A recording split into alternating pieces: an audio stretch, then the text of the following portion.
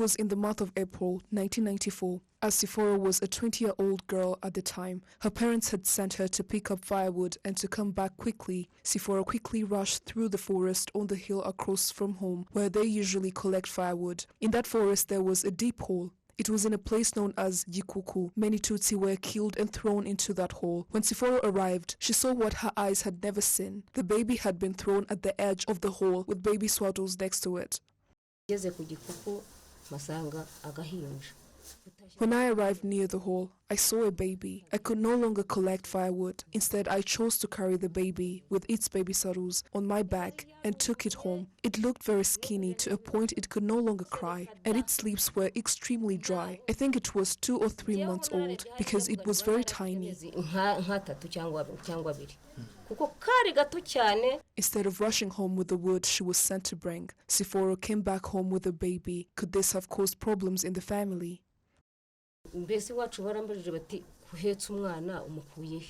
At home they asked me where I had got the baby from. I told them that I found it at the edge of a hole. They then asked me if I will be able to raise the baby.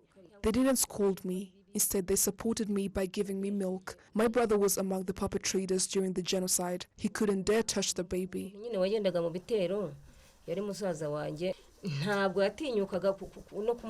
Siforo had never given birth, which means she had never breastfed a baby before. This was among the challenges she faced. It was difficult at first, but it became possible.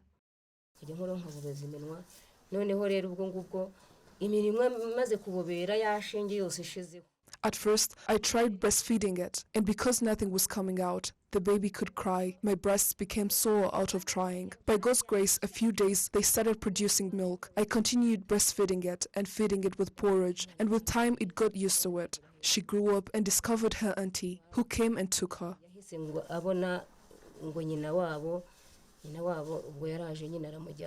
Everyone is curious about this baby, since its details were not known. Siforo later named the baby Nyinaumunu Florence. 28 years after the end of the genocide against the Tutsi, Nyinaumunu Florence, now living in Kigali, is married with 2 kids. Florence knows about her history and counts Siforo as the most valuable person in her life. She says her journey reflects self-reliance and self-development.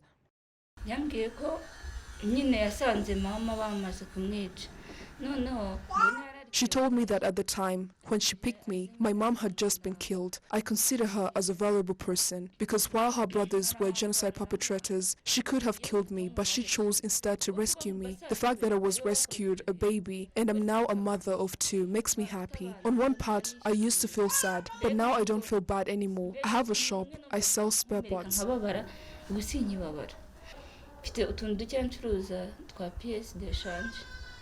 Florence was picked up in Murambi Sector, Karongi District. The youth and other residents of this sector have recently given Siforo a cow to thank her, and most recently she was made the defender of the pact at the sector level. Neighbors and other locals who know the story and Siforo's husband are deeply grateful to her for her act of kindness. It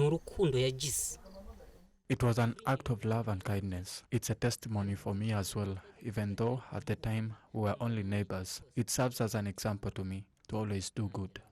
The executive secretary of Murambi Sector, Uwimana Fanuel, says the search of the bodies of the Tutsi killed in the hole will continue. He says that what Siforo did should serve as a lesson to the youth, as she was in her youth age at the time when she did it.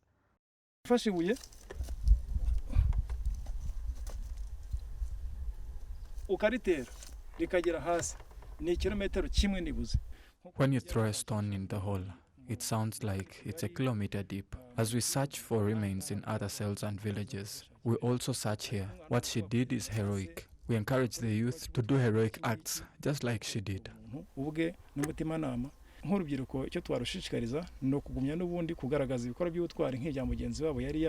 Florence's family was killed. Her auntie, however, took her Kigali afterwards, where she still lives.